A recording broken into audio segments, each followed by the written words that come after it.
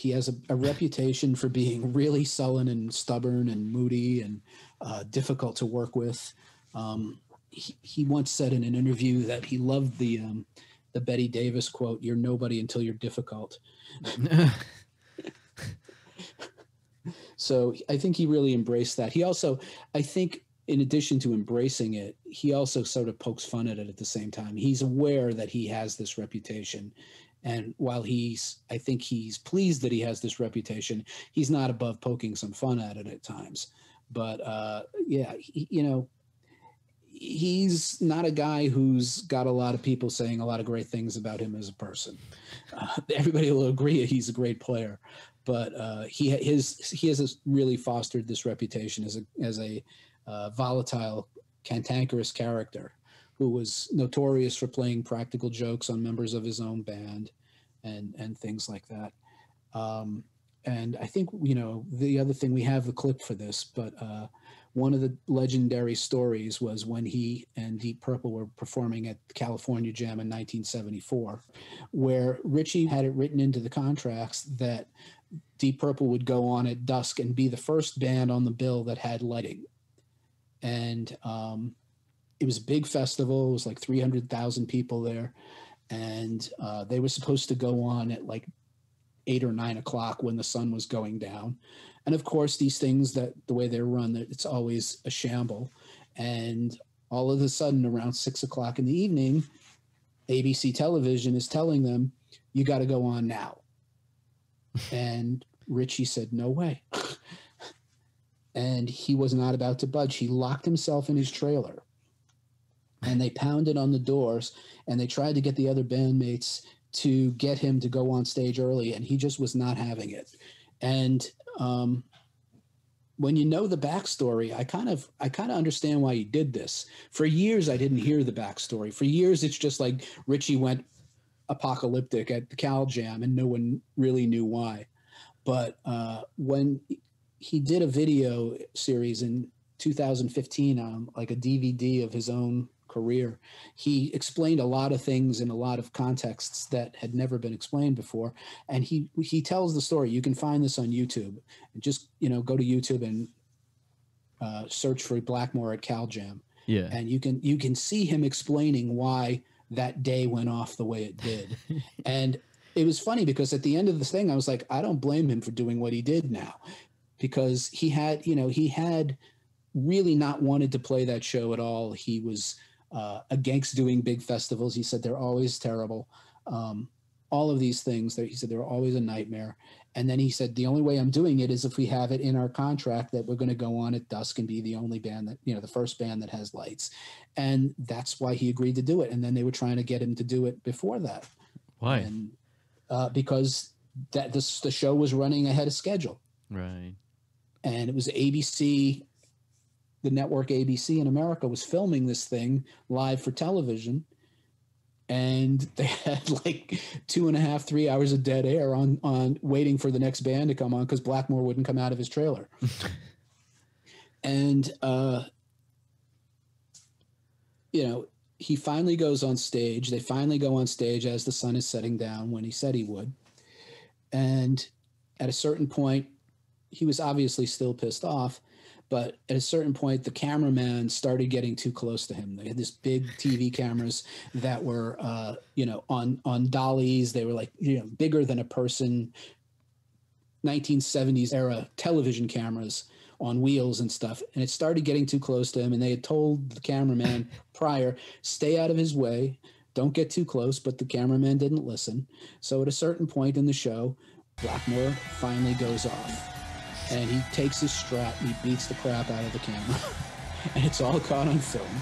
And in the last song, what they wanted to do was upstage Emerson, Lake and Palmer, who I believe were going on after them. And so Ritchie, what he did was he had his roadies pour gasoline all over his fake Marshall amps.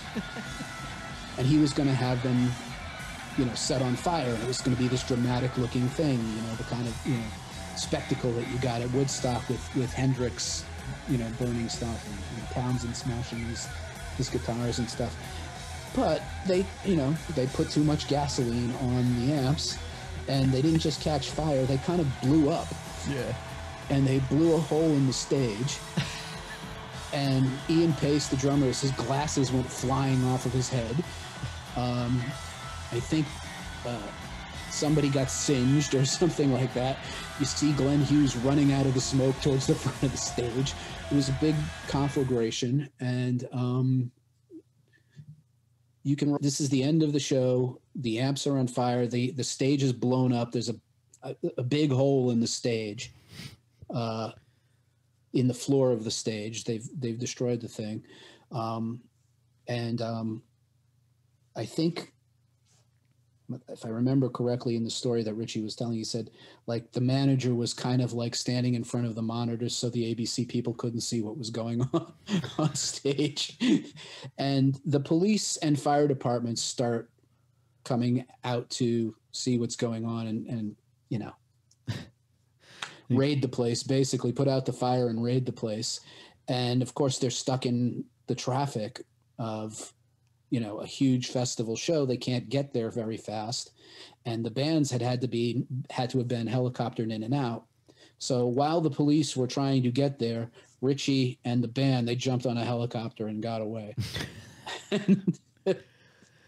So they got out of it before all of it came down. I think the band did end up having to pay for the $70,000 TV camera that he broke. But that'll give you kind of an idea of the kind of character he has been. And was he also like a big party guy with drugs and women and throwing so much things, drugs, like destroying hotels and stuff? They would do some practical jokes. There were definitely practical jokers, and especially in I guess Ritchie was a practical joker in both bands, really. But like, what would he do? I think one of the stories that Lemmy from Motorhead tells is the best story he remembers, is that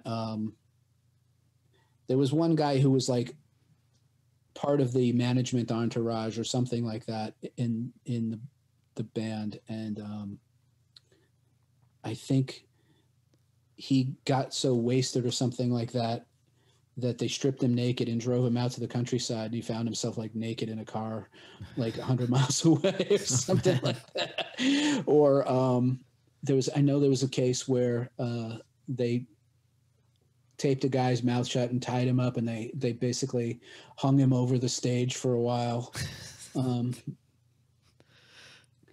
I don't remember all the stories, but if you look into, there's some stories, and he was always that guy, but not so much. I mean, I think there was plenty of social drinking, but not, they were never a big drug band. Okay. Deep Purple, not until Glenn Hughes and Tommy Bolin, but the original incarnation of the Mark II lineup, and the same was true in Rainbow. It's not a band known for a lot of heavy partying like some of them. Right. And he also had like the loudest amps out there, right? That was also So let's get into some of the things. We'll save that for the gear talk, but all right, sure. Let's talk about one of the things we talk about are a player's strengths and their weaknesses, and we touched on this a little bit already earlier on. We talked about the riff writing. That was a huge strength for him. The classical influence of bringing in all of these sort of stylistic Baroque influences from classical music into rock and roll. And it's worth noting that he's always been a fan of medieval music and minstrel music and things like that. And what he ended up doing years and years later in Blackmore's Night was something he was thinking about.